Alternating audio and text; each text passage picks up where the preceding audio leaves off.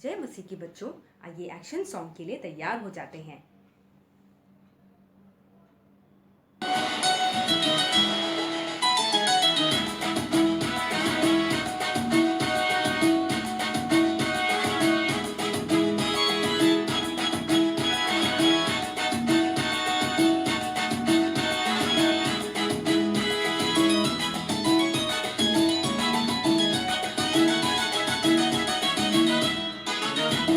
मछली पकड़ने वाला पतरस यीशु का शिष्य बना है। मछली पकड़ने वाला पतरस यीशु का शिष्य बना है।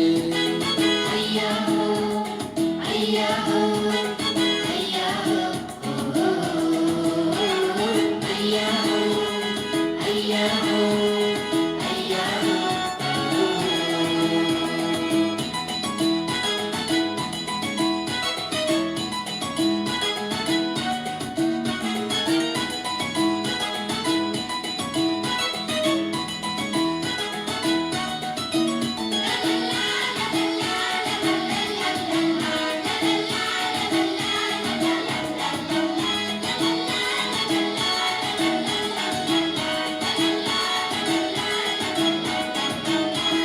पतरस मछली पकड़ने गया, पतरस मछली पकड़ने गया, रात भर वो कुछ ना पाया। रात भर वो कुछ ना पाया। और यीशु के कहने से फिर से गया, यीशु के कहने से फिर से गया, और दिन में ही ढेर सारी मछली पाया।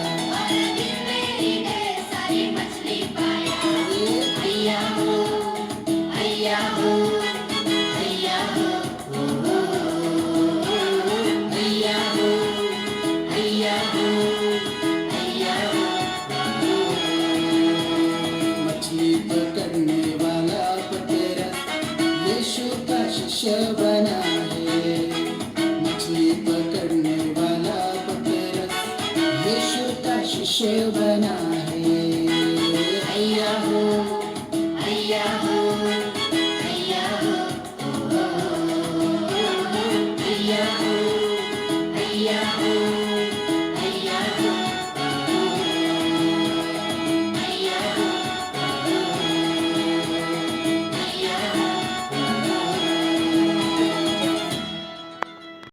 जय मसीह की बच्चों, आप सब कैसे हैं? मैं उम्मीद करता हूँ कि आप खुशी से हैं और आनंद से हैं बच्चों। पिछले संडे का मेमोरी वर्स क्या आपको याद है? हाँ, मुझे उम्मीद है कि आपको याद है बच्चों। बच्चों चलिए हम इस संडे के मेमोरी वर्स को याद करेंगे। क्या आप लोग सब तैयार हैं? मेरे पीछे पीछे बोलिए। जॉन 2:5, यूहन्ना 2:5। Whatever he says to you, do it. Whatever he says to you, do it. यूहन्ना 2:5, जॉन 2:5। बच्चों, कभी कभी ये मुश्किल होता है कि हमें जैसा कहा जाए हम वैसे का वैसा करें। हमारा मन करता है कि हम सवाल करें, अरे हमें कुछ ऐसा करने के लिए बोल रहे हो, या होमवर्क करने के लिए बोल रहे हो, या टीवी ऑफ करने के लिए बोल रहे हो मम्मी या पापा, या फिर बोल रहे हो कि बेटा अपनी पूरी सब्जी खाओ, बार बार चिप्स वगैरह मत मांगा करो। तो इसका हम जवाब पूछेंगे, क्यों, ऐसा क्यों, ऐसे क्यों नहीं। लेकिन आपको पता है बच्चों, ये वाक्य किसने कहा था? यीशु की माता मरियम ने कहा था। किससे? उन सर्वेंट से जो वहाँ पे शादी में काम कर रहे थे बच्चों। तो हमें एक बात याद रखनी है बच्चों, इसका मतलब है कि हमारा विश्वास रखना ज़रूरी है, और विश्वास हमेशा ओबीडियंस से या आज्ञाकारिता से ही निकलता है। तो अगर हम किसी से प्रेम करते हैं तो हम ज़रूर ओबीडियंस दिखाते हैं, बात मानते हैं। सवाल करने में बुराई नहीं है, लेकिन अगर हम ज़्यादा सवाल करें और अगर बात ना माने तो इसका मतलब है कि हमारे अंदर ओबीडियंस या आज्ञाकारिता की कमी है, जो कि नहीं होना चाहिए बच्चों। जब यीशु मसीह हमारे दिल में है, तो जैसे हम यीशु मसीह पे विश्वास रखते हैं और उससे प्रेम रखते हैं बच्चों, वैसे ही हमारा बर्ताव सबके प्रति होना चाहिए, खास करके हमारे माता पिता और बड़ों के प्रति, टीचर्स के प्रति। तो बच्चों याद रखिएगा कि हमारा विश्वास और आज्ञाकारिता की हमें बहुत ज़्यादा ज़रूरत है, और उसे हमें अपने दिल में रखना है, जिससे कि हम एक आज्ञाकारी और अच्छे बच्चे बन सके। जैसे यीशु मसीह अपने माता पिता के लिए एक अच्छा बच्चा था, वैसे ही बच्चों, समझ गए ना आप लोग? ठीक है, चलिए अगले क्लास में मिलते हैं। सभी को जय मसीह की। जय मसीह की बच्चों। बच्चों, पिछली क्लास में हमने यीशु मसीह के मिरेकल या फिर आश्चर्य कर्म के बारे में पढ़ा था और सुना था।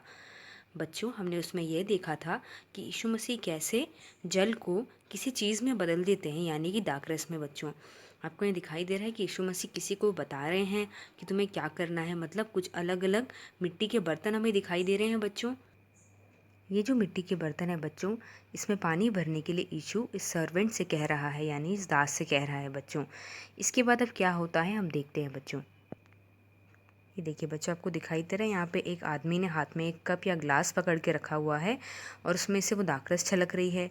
बच्चों, असल में वो दाखरस को टेस्ट करता है, जो कि सर्वेंट उसे ला के देते हैं। फिर वो दाखरस को टेस्ट करके बोलता है ब्राइड रूम या फिर दूल्हे के पास जाके कि देखो, ये जो दाखरस होते हैं वो आखिर आखिर में बहुत अच्छे नहीं होते हैं, लेकिन आपकी शादी में तो बहुत अलग चीज़ हुई।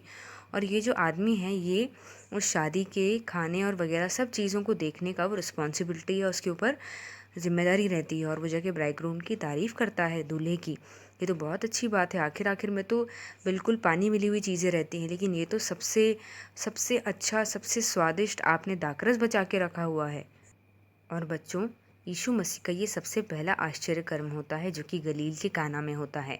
और हमें ये याद रखना है, क्योंकि महत्वपूर्ण इसलिए है क्योंकि सबसे पहला आश्चर्य कर्म इसी शादी या ब्याह में हुआ था, जो कि गलील के काना में हुआ था। बच्चों, आइए अब हम अगले यीशु मसीह के आश्चर्य कर्म की तरफ चलेंगे। बच्चों, आपको दिखाई दे रहा है कि यहाँ पर 3 आदमी लेटे हुए हैं और यहाँ पे एक पानी के समान एक कोई जगह है।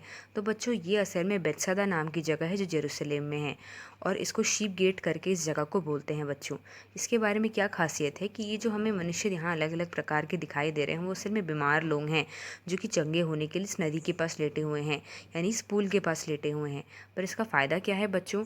असल में इस पूल में कुछ कुछ समय में एक एंजल ऑफ द लॉर्ड या फिर परमेश्वर का स्वर्गदूत आता है, जो उस पानी को हिलाता है, और जो सबसे पहले उस पानी में जाता है वो अपनी बीमारी से चंगा हो जाता है। बच्चों, तो वहाँ पे एक आदमी रहता है, जो कि 38 या 38 सालों से बीमार रहता है। उसके हाथ पाँव नहीं चलते और वो बिल्कुल लकवे के मारे वो अपनी जगह वो लेटा रहता है। बच्चों, क्या होता है कि यीशु मसीह उधर आते हैं और उनको उस पर तरस आता है, और यीशु मसीह समझ जाते हैं कि जब भी पानी इस तरह से छलकाया जाता है एंजल ऑफ द लॉर्ड या फिर परमेश्वर के स्वर्गदूत के द्वारा, तो ये आदमी उसके अंदर जाके ठीक नहीं हो पाता।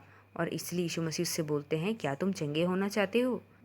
बिल्कुल बच्चों, अगर आपसे ऐसा सवाल करा जाए तो हाँ, बिल्कुल हम चंगे होना चाहते हैं, हम अपने पाप से मुक्त होना चाहते हैं, या फिर हम बिल्कुल ठीक होना चाहते हैं, क्योंकि कोई नहीं चाहता हमेशा बीमार पड़े रहना। बच्चों, लेकिन आप देखिए, इस तरह से स्वर्गदूत आ रहा है और वो आदमी रह जाता है और वो आदमी ठीक नहीं हो पाता। बच्चों, लेकिन यीशु मसीह क्या आश्चर्य कर्म करते हैं? यीशु मसीह उस बिल्कुल ना बदलने वाली ज़िंदगी में क्या बदलावट लेके आते हैं। बच्चों, यही यीशु मसीह हमारी भी ज़िंदगी में करते हैं, वही हम आगे देखते हैं। बच्चों, ये देखिए बच्चों, आपको दिख रहा है बिल्कुल इसकी हालत ख़राब है, इसके पास में कोई नहीं है इसको मदद करने वाला, अकेला बेचारा और परेशान, और इसके पास ज़्यादा पैसे भी नहीं हैं, कोई देख रेख करने के लिए नहीं है।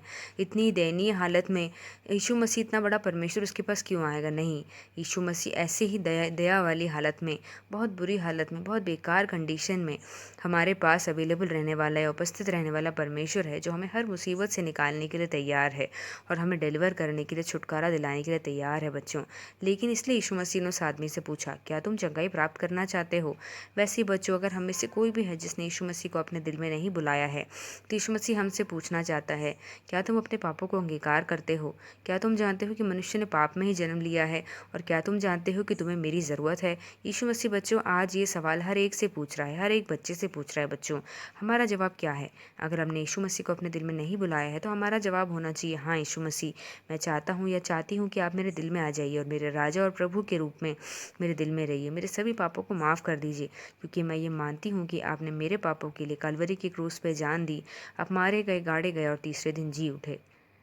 ये देखिए बच्चों, आपको दिखाई दे रहा है यीशु मसीह उस दयनीय स्थिति में जो आदमी लेटा हुआ था, उसके पास आके उसको पकड़ के उसके करीब बैठकर उससे बातें कर रहे हैं, उसके दर्द को अपना दर्द समझ रहे हैं। और यीशु मसीह तो उसके पैदा होने से पहले ही उसके बारे में सब कुछ जानता था।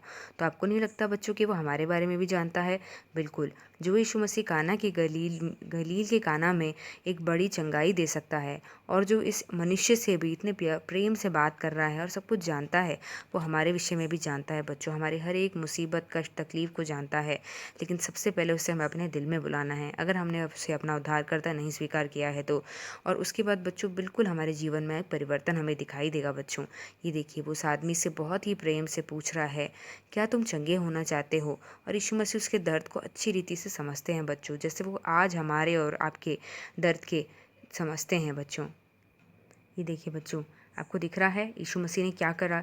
यीशु मसीह ने उसके लिए प्रार्थना करी और यीशु मसीह ने उसको बिल्कुल चंगा कर दिया और वो बिल्कुल ठीक होकर अपना मैट या फिर चटाई उठाकर चला जाता है, क्योंकि 38 साल से वो उस पानी में नहीं जा पा रहा था, लेकिन यीशु मसीह उसकी स्थिति को समझ गए थे और यीशु मसीह ने उसके लिए प्रार्थना किया और देखिए बच्चों वो बिल्कुल ठीक होकर जाने लगा। तो बच्चों, क्या आप ऐसा बदलाव अपने जीवन में भी चाहते हैं? बच्चों, इस कहानी में थोड़ा हिस्सा आगे भी है, वो हम सुनेंगे ज़रूर अगली क्लास में। लेकिन बच्चों, ये हमें बात याद रखनी है कि यीशु मसीह बहुत बड़ा परिवर्तन लाने वाला परमेश्वर है, जो कि हमारे दिल से शुरू होता है। इसलिए बच्चों, अगर वो आपके दिल पे खटखटा रहा है तो अपने दिल के दरवाज़ों को खोलिए और यीशु मसीह को अपने दिल के अंदर बुलाइए बच्चों। हम इसके बचे हुए भाग को अगली क्लास में पढ़ेंगे। तब तक के लिए सबको जय मसीह की।